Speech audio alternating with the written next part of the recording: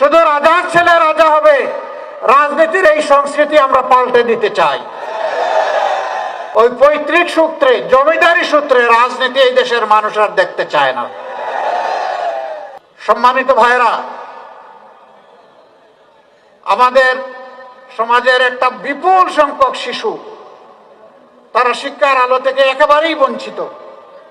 তার মা পেটের ভাত যোগান দিতে পারে না, ওরা শিক্ষা দিবে কিভাবে?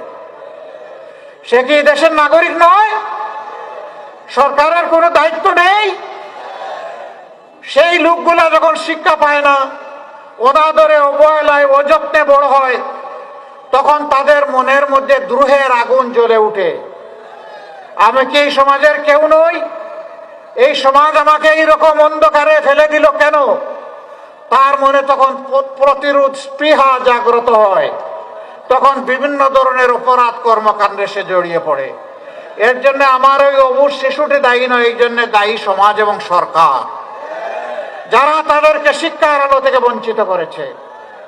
ইনশাআল্লাহ আল্লাহ তাআলা আমাদেরকে দেশ পরিচালনার সুযোগ দিলে আমরা তাদেরকে বুকে তুলে নেব এবং তাদের শিক্ষার ব্যবস্থা করব। তাদের মধ্য থেকে মণিমুক্তা বের হয়ে আসবে, আমরা এটা আশা রাখি। এমনকি তাদের মধ্য থেকে বের হয়ে কেউ এসে আগামী দিনের প্রধানমন্ত্রী হতে পারে। শুধু রাজার ছেলে রাজা হবে, রাজনীতির এই সংস্কৃতি আমরা পাল্টে দিতে চাই। যার যোগ্যতা আছে সেই দেশ পরিচালনার দায়িত্ব পাবে ইনশাআল্লাহ, জনগণের ভালোবাসা এবং সমর্থন নিয়ে। ওই পৈতৃক সূত্রে, জমিদারি সূত্রে রাজনীতি এই দেশের মানুষ আর দেখতে চায় না। সম্মানিত ভাইয়েরা, তারপরে কি করব?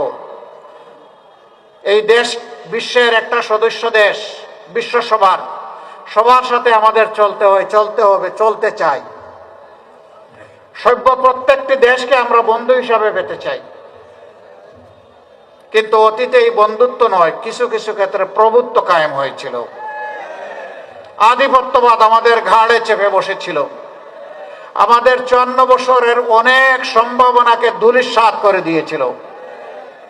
আগামীতে এই জাতি আর কোনো আধিপত্যবাদ বরদাস্ত করবে না। আমরা সবাইকে বন্ধু হিসাবে পেতে চাই, কাউকে প্রভু হিসাবে দেখতে চাই না। কেউ যেন আর প্রভুর নাটকে অভিনয় করতে না আসেন।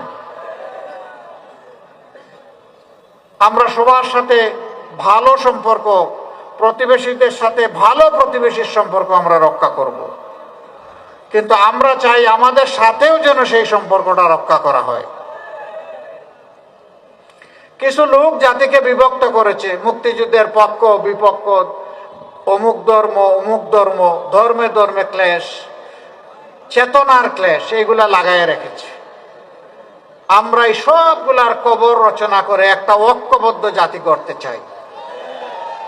হিন্দু, মুসলমান, বৌদ্ধ, খ্রিস্টান সবাই মিলে আমরা একসাথে ফুলের বাগানের গাছগুলার মতো থাকতে চাই, নিরাপদে শান্তিতে থাকতে চাই, সম্মানের সাথে থাকতে চাই। এখানে কারো অপমান আমরা বরদাস্ত করব না। ধর্মের ভিত্তিতে কারো মূল্যায়ন হবে না। নাগরিকত্ব, দেশপ্রেম এবং তার যোগ্যতার ভিত্তিতে তার মূল্যায়ন হবে ইনশাআল্লাহ।